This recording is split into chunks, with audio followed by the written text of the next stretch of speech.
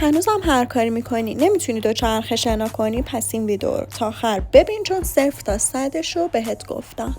اولین مرحله توی خشکی بشین و پاهاتو اینطوری تمرین بده. مرحله بعدی لبه استخر بشین و به صورت تک تک با کف پا به آب ضربه بزن، همینطوری که تو ویدیو نمای زیر آبش هم داری میبینی.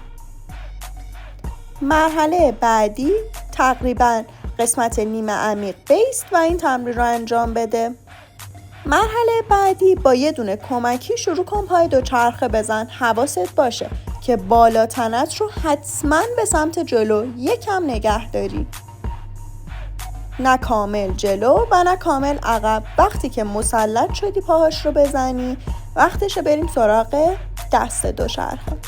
دستش به این صورته که یه دونه نیم دایره بزرگ میکشیم و از زیر سینه دستامون رو میدیم جلو. وقتی به دست و پاش مسلط شدیم، وقتشه که همزمان با همدیگه حرکت بدیم.